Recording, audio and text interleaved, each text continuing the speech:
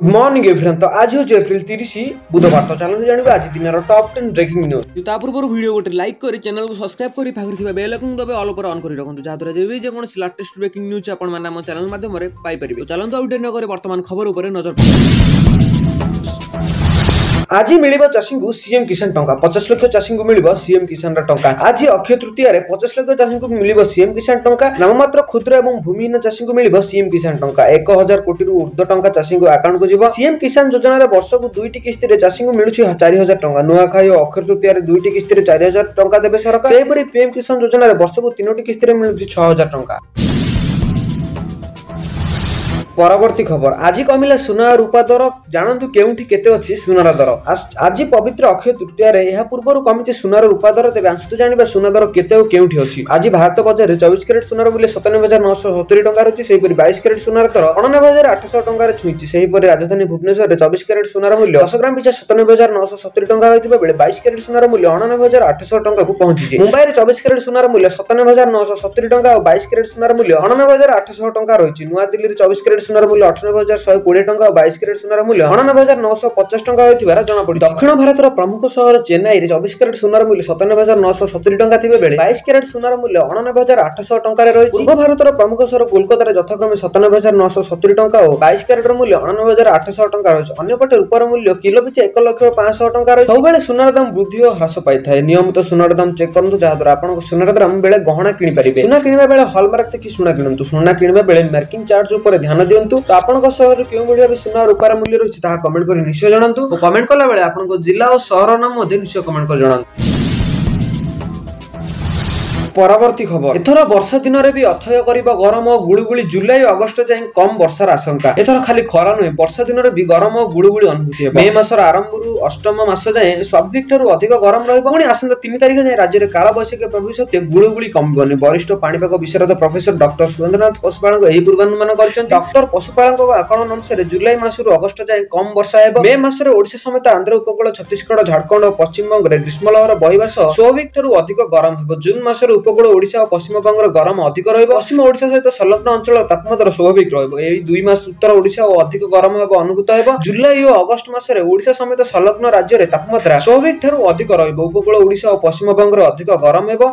जुलाई अधरु अगस्त मास जाय अधा जाय ओडिशा छत्तीसगढ़ और पश्चिम बंग रे वर्षा कमिबार संभावना अछि। एथि पई अधिक गरम अनुभूत हेबो बोली से पूर्वानुमान करछनि। काळ बैसाखी प्रभाव पर भी अभ्यंतरीण ओडिशा रे गरम कमिबोनी। मे 1 तारिख रु सामान्य कमिबा। उपकूल जिल्ला रे मे मास 3 तारिख जाय काळ बैसाखी वर्षा जारी रहइबो। सोमवार कटक भुवनेश्वर भद्रक बालेश्वर रायगड़ा गंजाम गजपति कोरापुट संबलपुर झारसुगुड़ा और मयूरभंज रे काळ बैसाखी वर्षा प्रभाव रे घड़घड़ी सह वर्षा होईछि। ढेंकानाल और भद्रक रे घन घन वज्रपात सहित प्रबल वर्षा होईछि। मंगलवार मयूरभंज बालेश्वर केन्दुझर भद्रक और जाजपुर रे घड़घड़ी और कुआपथर माड़ सहित प्रबल वर्षार आशंका करा जायछि। पवनर झटका 25 रु 60 किलोमीटर वेग रे छुई पारे। उपकूल ओडिशा समेत दक्षिण ओडिशा रे अभ्यंतरीण ओडिशा रे विभिन्न स्थान रे घड़घड़ी सहित वर्षा हेबार आशंका रहिछि। आपनक शहर रे केउ भाबे वर्षार आशंका रहिछि ताहा कमेंट करि निश्चय जणान्तु। परवर्ती खबर युद्ध हेले 7 दिन रे 7 लाख मरिबे सृष्टि हेबो 80 बिलियन पाउंड ओजनर कला। एप्रिल 22 रे पहलगाम आतंकवाद आक्रमण घटना को नै एबे भारत एवं पाकिस्तान मध्य युद्ध प्राय परिस्थिति रे सृष्टि होईछि। पहलगाम पर्यटक आक्रमण घटनार काश्मीर रे सक्रिय रहितबा डी रेजिस्टेंट फ्रंट निजको दायी करथिले। एही संगठन रे पाकिस्तान रा लश्कर आतंकी संगठन सहित कार्य करुथिबा आक्रमण घटना पछरे पाकिस्तान रे हाथ रहितबार स्पष्ट होइतिला। या परे भारत सरकारक पक्षरु सिंधु नदी जल चुक्तिनामा रद्द करा जिवा सहित पाकिस्तान विरोध रे अन्य 5टी पदक्षेप निया जायतिला। किंतु एतिकिरे भी कथा शेष होई नहि। पाकिस्तान रे आतंकवाद इहाल को धुलिसात करिबाकू प्रधानमंत्री नरेंद्र मोदी हुंकार देबा परे एबे पाकिस्तान विरुद्ध रे युद्ध आशंका बढ़छि। सेबडे पाकिस्तान मध्ये भारत विरुद्ध रे हुंकार देबाकू पछाई नाही। यदि भारत किछि पदक्षेप नेबो तेबे पाकिस्तान कोन चुप हे बसिबो से सेठारे बहु नेता प्रश्न करछन्ती। एपरि कि घोर शाहिनी एवं गजनवी भाई भଳି 130 परमाणु अस्त्र को पाकिस्तान कोन प्रदर्शन रखिबा कि एही भଳି रेल मंत्री हानिफ आबासी भारत को धमक देई कहछन्ती। तेबे भारत पाकिस्तान मध्ये जदि युद्ध हुए तेबे एहार परिणत द्वितीय विश्व युद्ध ठारू भयंकर हेबो बोली एबे सामरिक विशेषज्ञ माने आकलन करबा आरंभ करछन्ती। फेडरेशन ऑफ अमेरिका रा साइंटिस्ट वैज्ञानिक माने कहछन्ती जे उभय देश मध्ये रे प्राय सामान्य संख्यक परमाणु अस्त्र रहिछि। पाकिस्तान निकट रे 170 परमाणु अस्त्र रहितिला बेले भारत निकट रे 180 परमाणु अस्त्र रहिछि। जदि उभय देश मध्ये रे युद्ध हेबार संभावना कम अछि तथापि कोनोसी त्रुटिपूर्ण निष्पत्ति जोगु जदि युद्ध आरंभ हुए तेबे परिणति अत्यंत भयंकर हेबो एवं द्वितीय विश्व युद्ध परिणति को बदल जिवो बोली से माने कहछन्ती। सेपरि यूनिवर्स ऑफ कलर विशेषज्ञ माने कहछन्ती जे जदि ଯଦି ଯୁଦ୍ଧ ଆରମ୍ଭ ହୁଏ ତେବେ ସପ୍ତାହକ ମଧ୍ୟରେ ଅନ୍ୟ 7 ଲକ୍ଷ ଲୋକ ମୃତ୍ୟୁ ହେବ। ଏହାପରେ ପରମାଣୁ ଅସ୍ତ୍ର ପ୍ରୟୋଗ ପ୍ରାୟ 80 ବିଲିୟନ ପାଉଣ୍ଡ କଳା ଧୂଆଁ ସ୍ପଷ୍ଟ ହେବ, ଯାହାକି ବାୟୁମଣ୍ଡଳର ଭାରୀ ତାପମାତ୍ରାରେ ପ୍ରଭାବିତ କରିବ। ସ୍ଥିର ଏଭଳି ହେବ ଯେ ମେ ମାସ ପର୍ଯ୍ୟନ୍ତ ଧରି ଧରାଧର ପୃଷ୍ଠରେ ସୂର୍ଯ୍ୟକିରଣ ପଡ଼ିବ ନାହିଁ ଏବଂ ତାପମାତ୍ରା ଅହେତୁକ ଭାବେ ହ୍ରାସ ପାଇବ, ଯାହା ପୁଣି ଏକ ବରଫ ଯୁଗ ସୃଷ୍ଟି କରିବ। ଏଭଳି ସ୍ଥିତିରେ 50 ରୁ 120 ନିୟୁତ ଲୋକଙ୍କର ମୃତ୍ୟୁ ହେବ ବୋଲି ବୈଜ୍ଞାନିକମାନେ ଆକଳନ କରିଛନ୍ତି। ପରବର୍ତ୍ତୀ ଖବର, ଘରୋଇ ଶିକ୍ଷାନୁଷ୍ଠାନ ଗଣଶିକ୍ଷା ମନ୍ତ୍ରୀ ନିତ୍ୟାନନ୍ଦ ଗୌଡ଼ଙ୍କ ତାଗିଦ, କହିଲେ ନିୟମ ନ ମାନିଲେ ଦୃଢ଼ କାର୍ଯ୍ୟାନୁଷ୍ଠାନ। ଘରୋଇ ଶିକ୍ଷାନୁଷ୍ଠାନଙ୍କ ମନ୍ତ୍ରୀଙ୍କ ତାଗିଦ। ଘରୋଇ ଶିକ୍ଷାନୁଷ୍ଠାନରେ ଗଣଶିକ୍ଷା ମନ୍ତ୍ରୀ ନିତ୍ୟାନନ୍ଦ ଗୌଡ଼ଙ୍କ ତାଗିଦ। ଗ୍ରୀଷ୍ମ ପ୍ରବାହ ପାଇଁ ସ୍କୁଲ ବନ୍ଦ ନିର୍ଦ୍ଦେଶ ସତ୍ତ୍ୱେ ଖୋଲାଯାଉଛି ସ୍କୁଲ। ଅନୁଧ୍ୟାନ କରିବା ସହ ଶିକ୍ଷା ବିଭାଗ ଶକ୍ତ ଆଭିମୁଖ୍ୟ ନେଉଛି। ନିୟମ ଭାଙ୍ଗି ସ୍କୁଲ ଖୋଲା ହେଉଥିଲେ ଦୃଢ଼ କାର୍ଯ୍ୟାନୁଷ୍ଠାନ ନେବ। ପିଲାଙ୍କ ସ୍ୱାସ୍ଥ୍ୟକୁ ଗୁରୁତ୍ୱପୂର୍ଣ୍ଣ କହିଲେ ଗଣଶିକ୍ଷା ମନ୍ତ୍ରୀ।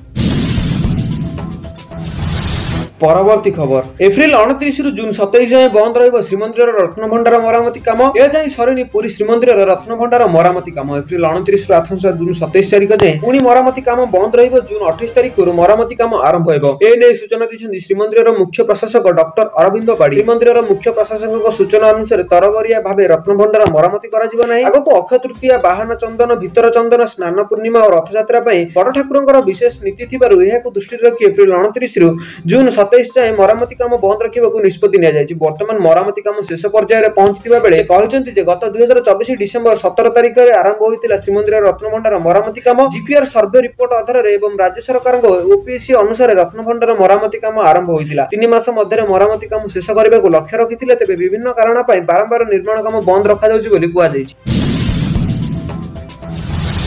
ପରବର୍ତ୍ତୀ ଖବର, 117 ଜଣ କର୍ମଚାରୀଙ୍କ 2 କୋଟି 80 ଲକ୍ଷ ଟଙ୍କାର ଅର୍ଥ ଫେରାଇଲେ ମୁଖ୍ୟମନ୍ତ୍ରୀ। ଭୁବନେଶ୍ୱର ସହରାଞ୍ଚଳ ସମବାୟ ବ୍ୟାଙ୍କର ଜମାକାରୀମାନଙ୍କ ଜମା ଅର୍ଥକୁ ଫେରସ୍ତ କରାଯାଇଛି। ମଧୁସୂଦନ ଦାସଙ୍କ 177 ଜନ୍ମ ଜୟନ୍ତୀ ରାଜ୍ୟସ୍ତରୀୟ କାର୍ଯ୍ୟକ୍ରମ ଅବସରରେ ଜମାକାରୀଙ୍କ ଅର୍ଥ ଫେରସ୍ତ କରିଛନ୍ତି ମୁଖ୍ୟମନ୍ତ୍ରୀ। 17 ଜଣ ଜମାକାରୀଙ୍କୁ 2 କୋଟି 80 ଲକ୍ଷ ଜମା ଅର୍ଥ ଫେରସ୍ତ କରାଯାଇଛି। ପର୍ଯ୍ୟାୟକ୍ରମେ 9537 କର୍ମଚାରୀ 20 କୋଟିରୁ ଅଧିକ ଟଙ୍କା ଫେରସ୍ତ କରାଯିବ। ପୂର୍ବରୁ 1 ଲକ୍ଷ ଜମା ଅଧିକାରୀ ଅର୍ଥ ଥିବା ଜମାକାରୀଙ୍କୁ ଅର୍ଥ ଫେରସ୍ତ କରାଯାଇଥିବା ବେଳେ ବର୍ତ୍ତମାନ 1 ଲକ୍ଷରୁ ଅଧିକ ଜମା ଅର୍ଥ ଥିବା ଜମାକାରୀଙ୍କୁ ଅର୍ଥ ଫେରସ୍ତ ନେଇ ପ୍ରକ୍ରିୟା ଆରମ୍ଭ ହୋଇଛି। 2014 ମସିହାରେ ଜମାକାରୀଙ୍କ ଅର୍ଥ ଫସି ରହିଥିବା ବେଳେ ମୁଖ୍ୟମନ୍ତ୍ରୀ ଅଭିଯୋଗ ପ୍ରକୋଷ୍ଠରେ ଅଭିଯୋଗ କରିଥିଲେ। ଜମାକାରୀ ଅଭିଯୋଗକୁ ଆଧାର କରି ଜମାକାରୀଙ୍କ ଜମା ଅର୍ଥ ଫେରସ୍ତ ନେଇ ପ୍ରକ୍ରିୟା ଆରମ୍ଭ ହୋଇଛି। ଏହା ସହ ତ୍ରିଭୁବନ ସମୟରେ ବିଶ୍ୱବିଦ୍ୟାଳୟ ଏବଂ ଗୁଜରାଟର ଇରାମ ସ୍କୁଲ ଆନନ୍ଦ ସହିତ ବୁଝାମଣାର ସ୍ୱାକ୍ଷର ମଧ୍ୟ ହୋଇଛି। ପରବର୍ତ୍ତୀ ଖବର, ଏଟିଏମ୍ ରୁ ଟଙ୍କା ଉଠାଇଲେ ଦେବାକୁ ପଡ଼ିବ ମୋଟ ଅଙ୍କର ଆଦାୟ। ଏଟିଏମ୍ ରୁ ଟଙ୍କା ଉଠାଇଲେ ଦେବାକୁ ପଡ଼ିବ ମୋଟ ଅଙ୍କର ଦେୟ। ମେ 1 ତାରିଖରୁ ଏଟିଏମ୍ ନିୟମ ହେବାକୁ ଯାଉଛି ପରିବର୍ତ୍ତନ। ଯଦି ଆପଣ ବାରମ୍ବାର ଏଟିଏମ୍ ରୁ ଟଙ୍କା ଉଠାଉଛନ୍ତି ତେବେ ଆପଣଙ୍କୁ 1 ମଇ 2025 ଠାରୁ ଅଧିକ ଟଙ୍କା ଦେବାକୁ ପଡ଼ିବ। ଭାରତୀୟ ରିଜର୍ଭ ବ୍ୟାଙ୍କ ଆରବିଆଇ ଏଟିଏମ୍ ଚାର୍ଜକୁ ବୃଦ୍ଧି ଅନୁମୋଦନ କରିଛି ଏବଂ ଏହି ପରିବର୍ତ୍ତନ 1 ମଇରୁ କାର୍ଯ୍ୟକାରୀ ହେବ ବୋଲି ପୂର୍ବାନୁମାନ କରାଯାଇଛି। ନୂତନ ନିୟମ ଅନୁଯାୟୀ ମାଗଣା କାରବାର ସୀମା ଅତିକ୍ରମ କରିବା ପରେ ପ୍ରତ୍ୟେକ ଏଟିଏମ୍ ଉଠାଣ ପାଇଁ ଏବେ 23 ଟଙ୍କା ଆଦାୟ କରାଯିବ, ଯାହା ବର୍ତ୍ତମାନ 21 ଟଙ୍କାରେ ଅଛି। ଏହି ବର୍ଦ୍ଧିତ ଶୁଳ୍କ ମେ 1 ତାରିଖରୁ ଲାଗୁ କରାଯିବ ବୋଲି ସୂଚନା ମିଳିଛି। ପରବର୍ତ୍ତୀ ଖବର, ଆଜି ଦିନ 11ଟାରେ ପୁଣି ସିସିଏସ୍ ବୈଠକ।